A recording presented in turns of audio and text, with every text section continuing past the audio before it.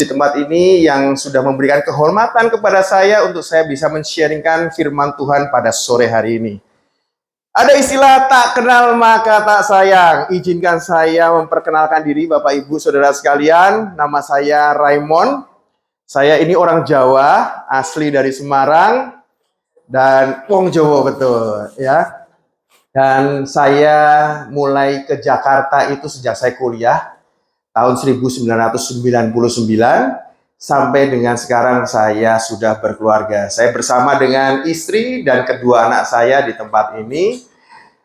Ya, dan keseharian saya, Bapak Ibu, saya adalah pengusaha, tapi juga saya seorang hamba Tuhan. Dan saya melayani di GBI Nafiri Discipleship Church, atau yang lebih dikenal dengan NDC. Kurang lebih sebegitu pengenalan dengan saya. Nggak lama-lama kita langsung aja tema yang dikasih dari Ibu Gembala dan pengurus di tempat ini adalah true worship atau penyembah yang benar. Yuk kita baca di dalam firman Tuhan di dalam Yohanes 4 ayat 21 sampai ayat yang ke-23. Saya bacakan ya di terjemahan baru. Kata Yesus kepadanya, "Percayalah kepadaku, hai perempuan, saatnya akan tiba bahwa kamu akan menyembah Bapa bukan di gunung ini dan juga di Yerusalem. Kamu menyembah apa yang tidak kamu kenal. Kami menyembah apa yang kami kenal. Sebab keselamatan datang dari bangsa Yahudi." Perhatikan yang ayat 23, "Tetapi saatnya akan datang dan sudah tiba sekarang bahwa penyembah-penyembah benar akan menyembah Bapa dalam roh dan kebenaran. Sebab Bapa menghendaki penyembah-penyembah demikian." Bapak Ibu, kalau Bapak Ibu baca dalam firman Tuhan ini, menyembah Bapa dalam roh dan kebenaran. Perhatikan dalam rohnya. Ini rohnya ini huruf kecil. Berarti roh siapa ini? Kita, betul. Roh kita harus menyembah Bapa dan melalui kebenaran. Nah, bagaimana kita bisa menyembah Bapa melalui roh kita? Bapak Ibu Saudara tahu ya, manusia terdiri dari 3 hal. Tubuh, jiwa, dan roh. Ayat ini dimaksudkan bahwa roh kita harus menyembah Tuhan. Bagaimana roh kita bisa menyembah Tuhan? Dengan satu kata bahwa kita harus terkoneksi sama Tuhan. Ada amin. Dan bagaimana kita menyembah dengan kebenaran? Ya kita harus mengerti kebenaran itu. Kebenaran punya banyak standar Bapak Ibu. Tapi kita harus tahu standar apa yang dipakai oleh Tuhan. Nah, saya ingin memulai sharing pada sore hari ini dengan satu statement saya adalah segala sesuatu di dunia ini diciptakan dengan sebuah tujuan. Kursi yang Bapak Ibu dudukin saat ini, dia diciptakan dengan satu tujuan. Tujuannya untuk didudukin orang-orang. Lampu yang saudara bisa nikmati saat ini dengan terang, diciptakan dengan tujuan. Apa tujuannya? Untuk menerangi kita. Wah, ini Ibu ini luar biasa semangat lah. Pertanyaan saya, saudara dan saya diciptakan untuk apa? Haleluya. Oke, firman Tuhan pada sore hari ini sudah selesai. Ya. Yuk kita baca di dalam Yesaya 43 ayat yang ke-7. "Semua orang yang disebutkan dengan namaku yang kuciptakan untuk kemuliaanku, yang kubentuk dan kujadikan." Berarti Tuhan menciptakan kita untuk kemuliaannya, untuk menyembah Dia. Konteks Alkitab menunjukkan bahwa memuliakan Tuhan itu adalah bagian dari penyembahan. Loh Pak, Penyembahan itu bukan kita angkat tangan, terus kita nyanyi-nyanyi, itu salah satu bentuk ekspresi. Hanya salah satu.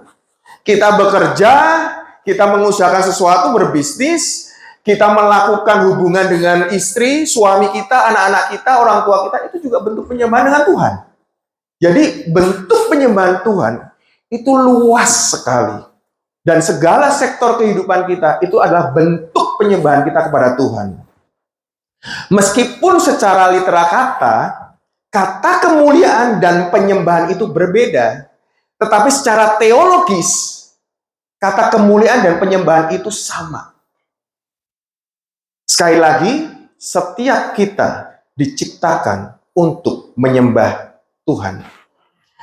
Lukas 4 ayat 8 dikatakan, tetapi Yesus berkata kepadanya, ada tertulis, engkau harus menyembah Tuhan Allahmu dan hanya kepada Dia sajalah engkau berbakti. Berarti, jika kita diciptakan untuk menyembah, kalau kita tidak bisa menyembah Tuhan, Allah kita, berarti kita bisa menyembah yang lain. Manusia, kalau tidak menyembah Tuhan, Allah yang benar, dia akan menyembah yang lain. Ada yang menyembah pohon, ada yang menyembah ke gunung-gunung tertentu, minta sesuatu. Ada yang menyembah hobinya. Ada yang menyembah fansnya. Ada yang menyembah pekerjaannya. Ada yang menyembah uang. Akan berbeda sekali kalau kita, anak-anak Tuhan.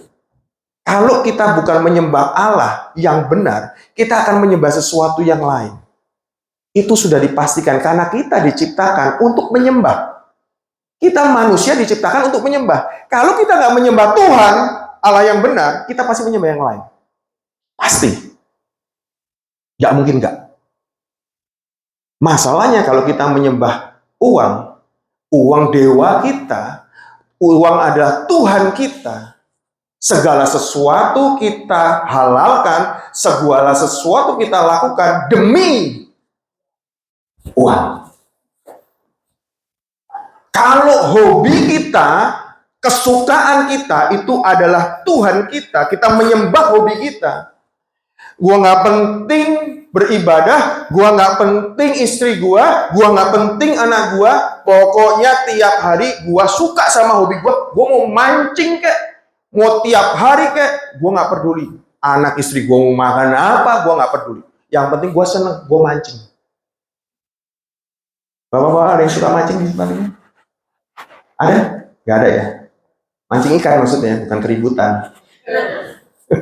Gak ada ya? Tapi itu bisa terjadi loh, bapak-bapak, ibu-ibu. Bisa banget terjadi. Jadi kita harus menyembah yang benar. Tuhan Allah kita yang benar. Matius 15 ayat 8-9 dikatakan seperti ini. Bangsa ini memuliakan aku dengan bibirnya, padahal hatinya jauh daripadaku. Percuma mereka beribadah kepadaku, sedangkan ajaran yang mereka ajarkan ialah perintah manusia. Bapak Ibu, dikatakan di firman Tuhan ini, kita ini menyembah itu bukan hanya dari sekedar lidah, ucapan doang. Nggak bisa. Penyembahan yang benar membuat kita masuk di dalam frekuensinya Tuhan. Itu penyembahan yang benar. Karena percuma kalau dengan mulut doang. Contoh. Ketika saya mengasihi istri saya, Mami, I love you. I love you so much. Tapi keseharian saya mukulin istri saya maki-maki istri saya. Kira-kira itu bentuk kita mengasihi, saya mengasihi istri saya? Bukan, betul. Sama sekali enggak. Ketika kita bilang, aku mengasihi Engkau Tuhan dengan segenap hatiku. Aku mengasihi Engkau Tuhan dengan segenap jiwaku. Lanjutannya apa?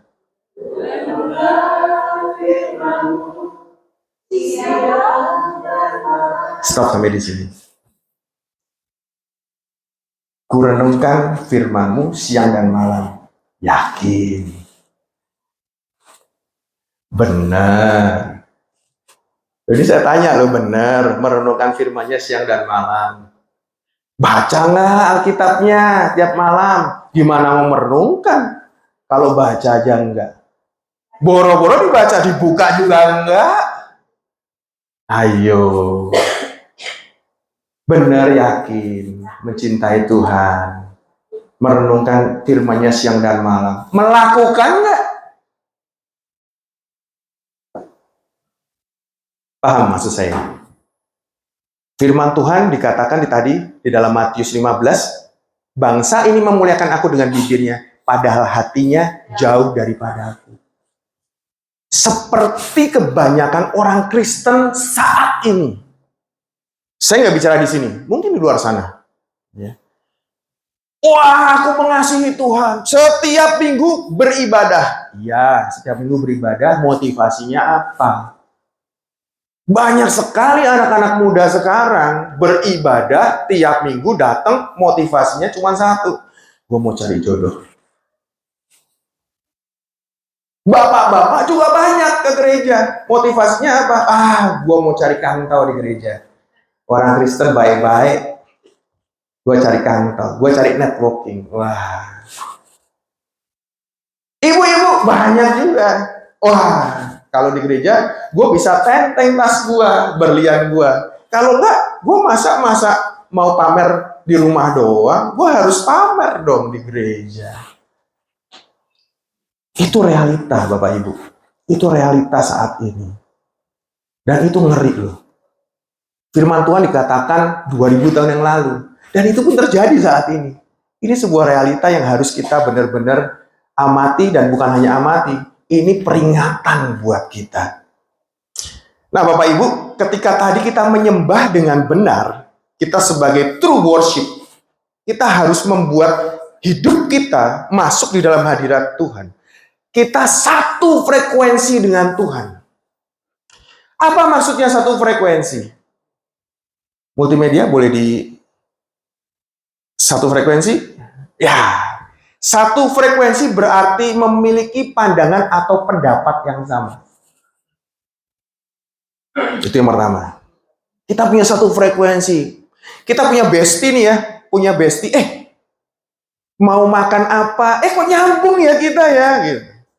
Mau melakukan apa? Kesukaannya sama. Kok nyambung ya kita? Kita pikirannya sama loh. POV kita sama. Sudut pandang kita sama. Nah itulah memiliki pandangan atau pendapat yang sama. Satu frekuensi bisa dikatakan selaras atau serupa. Selaras atau serupa.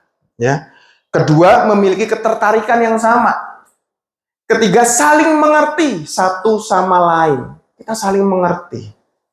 Ya. Oke, satu-satu. Ketika kita tahu kita harus satu frekuensi, kita harus selaras, kita harus serupa, lalu apa sih manfaatnya kita memiliki keselarasan dengan Tuhan? Itu apa? Pertama, itu yang dimau Tuhan. Betul, itu yang mau dimau Tuhan. Tetapi apa yang menjadi manfaat buat kita? Bapak Ibu dalam melakukan sesuatu, pasti harus tahu alasannya apa. Ketika saya suruh, Pak, Bu, pergi ke Gading Serpong. Nggak mungkin Bapak, Ibu langsung, oke, saya langsung ke Gading Serpong. Nggak mungkin. Pasti kan tahu, alasannya saya disuruh ke Gading Serpong, ngapain? Alasannya Bapak Ibu disuruh menyembah Tuhan, bukan hanya tahu karena Dia pencipta kita, tapi apa manfaatnya saya menyembah Tuhan? Menyembah dengan keselarasan, satu frekuensi dengan Tuhan. Yang pertama, penyembahan yang benar membuat kita memiliki cara pandang Tuhan. Penyembahan yang benar membuat kita memiliki cara pandang Tuhan. Suatu saat, saya ada meeting di Neo Soho, Neo Soho tuh di Jakarta Barat, Bapak Ibu. Di kantor gereja di lantai 21. Meeting lama. Setelah itu selesailah meeting. Nggak nyadar udah jam 4. Turun lift aja berebutan. Penuhnya minta ampun. Setelah saya turun lift, saya tuh masih ada meeting di situ sebenarnya. Pada saat saya keluar dari gereja, itu grogol, aduh, buset, macetnya luar biasa. Saya dari situ sudah mau telepon orang klien saya yang saya janji jam 5, saya bilang, nggak bisa nih. Tapi sebelum saya telepon klien saya telepon teman saya yang saya tadi meeting bareng. Dia full timer di gereja. Saya telepon, bro, lu kan lantai 21, lu bisa lihat tuh, di Grogol itu ada putaran balik, terus mau masuk ke arah Tangerang. Kira-kira macet nggak? Nah, dia keluar kucuk-kucuk, dia lihat dari jendela gereja. Bro, aman. Lu cuman macet 10 apa 20 meter doang di depan lu. Setelah itu lancar, dia bilang. Di situ, tahu nggak Bapak Ibu? Pada saat saya menyusun firman Tuhan ini, saya ngerti. Oh, memiliki cara pandang Tuhan itu memang berbeda sama cara pandang kita. Paham maksud saya? Kalau cara pandang kita melihat di depan, itu semua kemacetan. Ribet, ruwet. Sama seperti hidup kita, penuh dengan keribetan, keruwetan. Siapa yang di sini punya masalah yang sama dengan saya? Banyak ya. Setiap bangun tidur aja saya melihat keruwetan, keribetan. Belum hal-hal yang lain ketika di luar rumah. Aduh, banyak banget rasanya. Tapi itu kalau kita melihat dari sudut pandang kita. Ibu-ibu begitu bangun melihatnya, gue mesti nyiapin makanan buat anak gue mesti nyiapin makanan buat suami gue, habis itu gue mesti beres-beres. Itu berulang-ulang, itu gak kelar-kelar. Ribet. Bapak-bapak pun juga sama. Hari ini gue mesti kerja, gue masih menghasilkan uang, mencari uang segala macam. Ribet. Anak-anak juga sama. Sekolah, tugas, ekskul, ngeles lagi. Aduh, banyak banget. Ribet. 3 generasi kan tadi di sini dikatakan Ibu Gembala tadi berdoa untuk 3 generasi. Dari 3 generasi itu semuanya penuh masalah. Nggak ada yang kita hidup ini penuh dengan masalah. Nggak ada yang terlewat dari masalah. Semuanya penuh masalah. Betul nggak? Betul ya. Ada ya di tempat ini yang tanpa masalah? Nggak ada. Kalau ada yang tanpa masalah, saya mau belajar itu bagaimana caranya.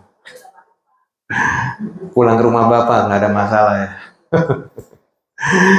Ya. Nah, kalau kita melihat dari sudut pandang kita, keruwetan yang kita lihat. Tapi ketika kita melihat cara pandang Tuhan, Tuhan melihat dari tempat yang maha tinggi, melihat keseluruhan hidup kita seperti apa. Nah, nggak usah takut, nggak usah khawatir, jalan terus. Aku menyertai engkau, kan begitu. Dia tahu dari awal sampai kesudahannya, dia tahu semua, Bapak Ibu. Nggak perlu khawatir. Kita khawatir karena kita nggak selaras sama Tuhan. Itu problemnya. 2021 memasuki masa-masa zaman COVID ya, Bapak Ibu. Ini kesaksian nyata, kesaksian hidup saya. Saya mengalami yang namanya masa di mana sangat berat dalam hal ekonomi. Rumah saya yang saya tinggali itu masuk lelang. Rumah saya. Ruko saya tempat usaha masuk lelang juga. Wah, ini double pukulan. Waduh, berat banget rasanya. Uang sekolah anak saya nunggak. Sampai akhirnya tibalah waktu awal tahun 2022 kan. Bapak-bapak, ibu-ibu. Awal tahun 2022 saya mengusahakan dengan segala kemampuan saya ruko saya akhirnya disita oleh bank. Kalau Bapak Ibu ada yang bekerja di bank, ada istilah namanya AIDA. Saya sudah masuk AIDA. Bukan lagi lelang 1, lelang 2, tapi sudah AIDA. AIDA berarti sudah disita oleh bank. Rumah saya masih nunggak cicilannya. 2022 tuh. Waduh, sedih banget. Sedih banget. Saya cuman bisa berdoa dan nangis. Oh, begini amat ya. Saya mengusahakan dengan benar-benar dengan kemampuan saya. Saya melihat secara koneksi, saya berusaha untuk reach out kolega-kolega saya coba reach out saudara-saudara saya. No. Kalau kita dalam keadaan buruk, kalau kita dalam keadaan bangkrut, setan pun juga nggak mau kenal kita. Kita merasa sendirian di dunia ini. Sedih bener rasanya. Cuma puji Tuhan, istri dan anak-anak saya terus setia menguatkan saya dan selalu mendoakan saya. Dan saya memiliki sudut pandang Tuhan pada saat itu. Saya bilang, ya Tuhan, awalnya saya nggak rela Bapak Ibu. Saya nggak rela sama sekali, ibaratnya segala sesuatu yang saya perjuangkan dari awal, saya usahakan dari awal, hilang segitu aja. Dan saat itu saya mulai pasrah. Saya silahkanlah Tuhan, yang terbaik aja saya percaya. Tuhan pegang kendali kehidupan saya. Saya mau selaras dengan Tuhan. Kalau memang Tuhan mau ini terjadi, saya siap. Berikan saya kekuatan. Dan di saat itu, ketika saya sudah plong, saya nggak lagi terganggu. Nggak lagi terganggu hidup saya. Nggak lagi khawatir, nggak lagi ketakutan. Terus gimana rukonya? Ya tetap kesita, namanya udah kesita. Udah kesita ya udah hilang lah. Gitu ya. Tapi satu hal, pada saat itu, saya serahkan hidup saya sama Tuhan. Dan Tuhan panggil saya pada saat itu menjadi hamba Tuhan. Justru di saat saya sedang dalam keadaan tidak berdaya, saya menyerahkan hidup saya kepada Tuhan. Bukan karena pelarian Bapak Ibu. Orang bilang, lu gagal di sekuler, lu pelarian. Enggak. Hidup saya masih dari sekuler. Saya masih berusaha, saya masih bekerja, saya bukan full timer. Tapi Tuhan panggil saya sebagai hamba Tuhan. Dan saya menerima panggilan itu. Ada amin? Amin. Keselarasan kita, sudut pandang kita, menentukan siapa kita. Menentukan reaksi kita. Ketika kita tahu, Tuhan, gembala kita, tidak akan kekurangan kita. Kita tahu kita nggak akan perlu khawatir. Amin. Jadi sudut pandang kita menentukan kita ada di mana. Yang kedua, penyembahan yang benar membuat kita memiliki akses dan kuasa Tuhan. Di dalam 1 Korintus 10 ayat 26 dikatakan, karena bumi dan segala isinya adalah milik Tuhan. Bumi dan segala isinya milik Tuhan. Bapak Ibu ada di mana? Ada di bumi bukan? Yang di bumi ini segala sesuatunya, isinya semua itu milik Tuhan. Bapak Ibu ini siapanya Tuhan? Miliknya Tuhan kan? Diciptakan oleh Tuhan kan? Karena itu kita memiliki akses. Ibaratnya ordal, orang dalam bos. Ya. Kita mau ngelamar ke perusahaan, kalau ada orang dalam, kita pede nggak? Pede banget. Kita mau daftar jadi pejabat, jadi menteri, kalau bapak kita presiden, pede nggak? pede dong. Mau jual pisang goreng, mau jual martabak juga pede-pede aja. Bapak gua presiden. Intinya seperti itu. Tuhan siapa? Tuhan Allah kita ini siapa? Dia yang punya semuanya. Kalau segala semuanya di sini ini milik Tuhan, terus kenapa kita mesti khawatir? Kenapa kita mesti nggak pede? Suatu saat, waktu 9 Desember 2017, ada festival musik terbesar, musik rohani terbesar di Indonesia saat itu, 2017. Itu namanya Indonesian Gospel Festival. Keren banget. Itu yang tampil di situ, itu keren-keren semua, band-band rohani terkenal semua. Dan tahu nggak, saya pengen banget waktu itu ikut. Tapi 2019 kondisi ekonomi saya itu ya ibaratnya daripada buat nonton saya nonton kan harus sama istri saya, nggak mungkin sendirian, nggak mungkin lonjak-lonjak sendirian, itu nggak mungkin. Saya pasti ajak istri saya. Nah, daripada saya beli tiket konser, mendingan buat makan, buat bayar uang sekolah, buat bayar asuransi dan lain sebagainya. Tahu nggak, Bapak Ibu? Tuhan itu ya kadang-kadang ya nggak cuma kebutuhan loh. Concern sama kita tuh nggak cuma kebutuhan, bahkan keinginan kita aja dia tahu. Suatu saat saya ketemu sama teman saya, ya kan? Aduh, gue pengen tuh, saya ngomong gitu kan di gereja. Gue pengen tuh datang. Loh bro, lo tahu nggak bro? Yang bikin IGF tuh tahu nggak siapa? Siapa? Itu teman kita.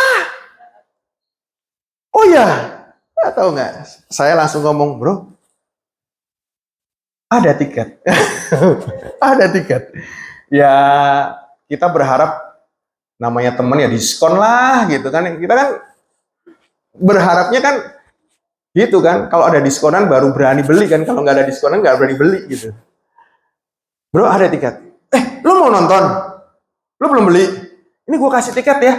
Lu butuh berapa? Dia bilang gitu. Gue butuh 2 sama bini gue. Oh ya, siap. Tahu Bapak Ibu? Dia kasih saya itu VIP. 2 tiket VIP. Yang lain pada berdiri, saya dan istri saya duduk bersama dengan orang-orang penting. Dan saya bisa ketemu sama band-band terkenal itu, saya dikenalin di backstage. Segitu kerennya kalau kita punya ordal. Segitu kerennya Bapak Ibu. Tahu nggak sih ordal kita siapa? Tuhan Yesus. Nah kalau Tuhan Yesus ordal kita, apa yang perlu kita takutin? Akses dan kuasa ada di tangan kita. Kita mau nggak mendekat sama Dia? Kita mau nggak selaras sama Dia? Ordal boleh ordal, meskipun kita kenal orang dalam, meskipun kita kenal Pak Jokowi misalnya, atau Pak Prabowo misalnya. Terus kita ucuk-ucuk datang, mau ketemu aja susah kan, pasti kan? Di dunia seperti itu. Tapi sama Tuhan, nggak perlu seperti itu, nggak sulit. Tinggal apa? Duduk diam. Tuhan, aku datang kepadamu. Datang kepada Tuhan. Meminta belas kasihan Tuhan. Meminta kasih karunia Tuhan turun atas kita. Dia bukan hanya kebutuhan kita, keinginan kita pun Dia notice. Dia tahu. Jadi buat Bapak Ibu, please, ya, di sini yang masih khawatir, masih punya cita-cita yang tinggi, nggak usah khawatir. Anak-anak muda nggak usah khawatir.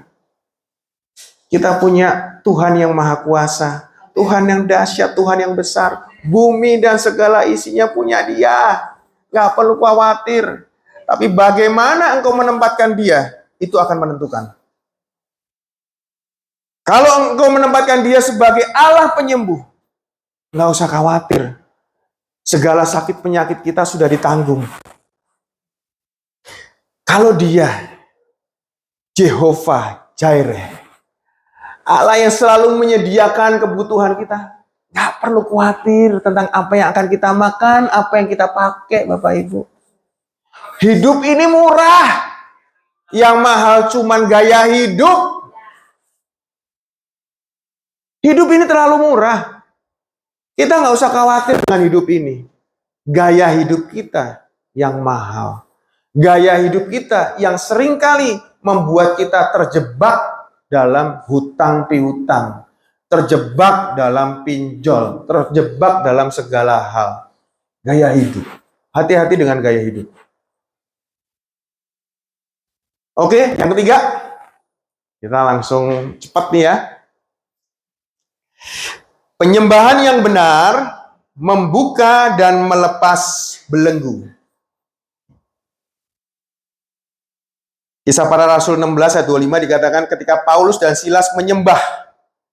Ya. Menyembah bukan di saat yang baik. Menyembah di saat kesulitan, kesusahan, didera, menderita.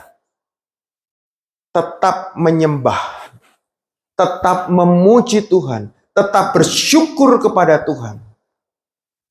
Dan ketika kita bersyukur kepada Tuhan dikatakan pintu-pintu penjara terbuka, belenggu yang mengikat terlepas. Saya lanjutin kesaksian saya ya sedikit ya. 2022 kan udah disita ya tadi ya. Tapi tahu nggak Bapak Ibu? Februari 2023. Februari 2023 berarti setahun. Ruko yang kesita oleh bank itu kembali ke tangan saya. Tanpa saya keluar uang sepeser pun. Ada orang perbankan di sini? Gak ada. Itu kalau tanya sama orang perbankan. Mungkin nggak, Bu, Pak? Nanti datang ke bank, saya punya aset yang udah AIDA, bisa nggak saya beli kembali? Beli aja nggak bisa. Beli aja nggak bisa. Ini bisa kembali ke tangan saya tanpa saya keluar duit sepeser pun. Kita kasih kemuliaan buat Tuhan ini. Saya nggak punya uang pada saat itu. Saya nggak punya ordal di bank itu, saya hanya mengandalkan Tuhan. Istri, anak-anak saya, bersama-sama kita bersatu hati. Kita memuji Tuhan. Ku pandang wajah-Mu dan berseru, pertolonganku datang dari-Mu. Peganglah tanganku, jangan lepaskan. Kaulah harapan dalam hidupku. Bapak Ibu, kalau saya mengingat kejadian itu, aduh, saya nangis. Saya selalu nangis, karena Tuhan begitu baik dalam hidup saya. Dan bukan hanya ruko saya yang balik loh Bapak Ibu. Rumah saya yang sudah masuk lelang kedua, itu lunas. Bukan tunggakannya, cicilan yang lunas. Lunas semua. Keluar sepeser pun enggak. Enggak punya orang dalam, enggak punya orang kuat. Saya cuma punya Tuhan. Saya cuma berseru kepada Tuhan, tolong saya. Saya ada di tempat ini cuma karena Tuhan, saya bilang. Dan ketika saya sudah menjadi hamba Tuhan, tapi bukan berarti saya menuntut Tuhan. Tuhan pasti pelihara saya. Tuhan pasti kasih rumah buat saya tinggal. Istri dan anak saya juga Tuhan covering. Dan janji Tuhan ya dan amin Bapak Ibu. Dia nggak pernah setengah-setengah dalam menolong. Dia pulihkan ekonomi saya. Caranya ajaib. supranatural. Tapi bukankah kita menyembah Tuhan yang supranatural? Dengan cara yang supranatural dia akan menolong kita. Orang yang tidak kita kenal, dia akan menolong kita. Kita nggak perlu begging, memohon kepada orang-orang terdekat kita, orang-orang yang terlihat punya kuasa, orang-orang dalam kita, networking kita. Mereka akan mengecewakan. Ingat, kita datang ke Tuhan, berlutut kepada Tuhan, meminta belas kasihan Tuhan turun atas kita. Dan ketika itu terjadi, dengan cara yang supranatural, Tuhan akan tolong kita. Ketika kita percaya, kita akan terima jawaban doa. Tuhan bukanlah Tuhan yang jauh. Tuhan kita bukanlah Tuhan yang mati. Tuhan kita bukan Tuhan yang buta. Dia melihat, dia mendengar, dan dia merasakan apa yang kita rasakan. Enggak perlu khawatir akan hidup kita. Tuhan memegang kendali hidup kita. Asalkan kita mau selaras kepada Tuhan, pikiran kita mau menyembah dia dengan roh kita dan kebenaran sesuai dengan firman Tuhan. Saya yakin dan kita semua percaya bahwa Tuhan yang hidup, yang kita sembah, yang menciptakan kita, akan membuat kita naik, akan memulihkan kita, dan akan menyembuhkan kita. Kita kasih tepuk tangan yang paling meriah buat Tuhan Allah kita. Haleluya. Pemain musik boleh siapkan diri. Bapak Ibu, saat kita enggak tahu apa yang di depan kita, percayalah, Tuhan tahu keseluruhan hidup kita. Miliki cara pandang yang baik, cara pandang Tuhan, standar Tuhan kita pakai di dalam hidup kita. Dan kita memiliki akses. Kita memiliki akses, Bapak Ibu. Tuhan Yesus itu adalah Allah kita. Dia akan melindungi kita, dia akan menyertai kita, dan dia yang Allah yang akan memberkati kehidupan kita. Karena itu janjinya. Dia tidak akan pernah mengingkari janjinya, karena dia Allah yang setia. Manusia boleh mengingkari janjinya, tapi Tuhan tidak pernah ingkar janji. Dia selalu menepati janjinya. Ketika Tuhan sudah janji akan menjaga kita, akan memberkati kita, Tuhan akan menepati janji itu. Percayalah dan pegang teguh firman Tuhan. Dan yang ketiga, apapun yang menjadi masalahmu, apapun yang menjadi pergumulanmu, tetap bersyukur, tetap memuji Tuhan, menyembah Tuhan. Karena itu akan membuka setiap belenggu. Apapun itu menjadi belenggumu. Apakah itu sakit penyakit? Apakah itu ekonomi? Apakah itu jangan-jangan dosa-dosa saat ini yang terbelenggu? Tuhan akan buka itu. Di dalam pekerjaanmu ketika kau merasa bahwa, aduh Tuhan, kerjaanku kok gini-gini aja ya Tuhan. Taruh di dalam tangan Tuhan. Tuhan akan jadikan dan engkau menjadi kreatif. Sehingga melalui kreativitasmu ada pintu kesempatan yang Tuhan bukakan. Dan engkau akan mengalami pemulihan. Engkau akan mengalami promosi. Di mana sesuatu yang tidak pernah kau bayangkan sebelumnya, Tuhan akan sediakan. Amin. Tuhan Yesus memberkati. Mari kita satukan hati. Kita akan memuji Tuhan. Kita akan fokus menjelaskan pikiran kita kepada Tuhan. Terhubung kepada Tuhan. Haleluya. Layakkah seluruh hidupku, mampukan ku melakukan yang kau inginkan. Tak bisa ku terlepas, Kau menggenggam tanganku, ingin lebih mengenal pribadimu. Ku terhubung denganmu. Amin.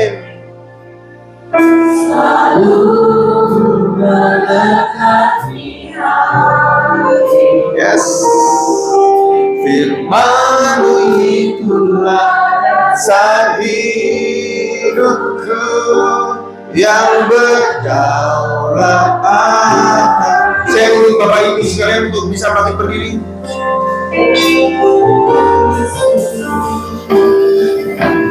Kasih-Mu layakkan seluruh hidupku, mampukan ku melakukan yang Kau inginkan.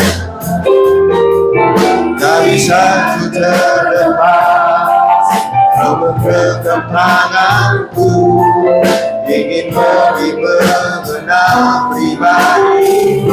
Katakan dengan imanmu,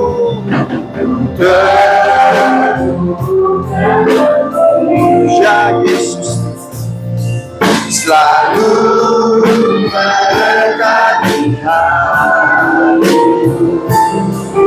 Firman-Mu itulah dasar hidupku yang berdaulat.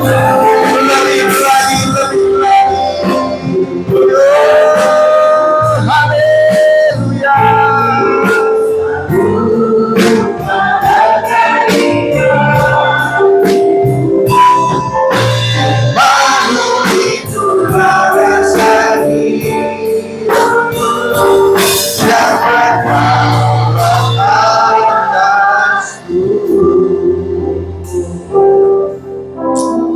Bapak Ibu Saudara, hari ini tidak kebetulan kau datang.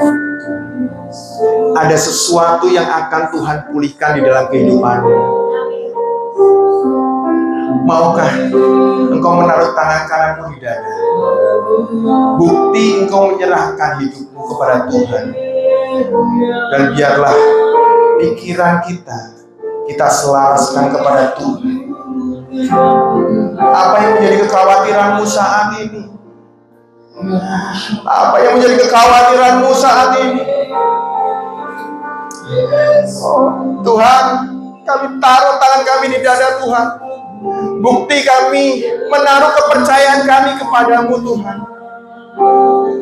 Kami tidak mampu melihat jauh ke depan Tuhan. Di depan kami cuma ada keribetan Tuhan. Sakit penyakit yang kami alami saat ini. Saat ini kami mengalami apa yang aku usahakan, apa yang aku kerjakan, mampet semuanya Tuhan. Aku nggak tahu lagi aku harus mengerjakan apa Tuhan. Tapi aku dengar firman Tuhan pada sore hari ini. Engkau Allah yang mampu, dan bukan hanya mampu, tapi mau mengerjakan apa yang telah Engkau janjikan di dalam kehidupan kami.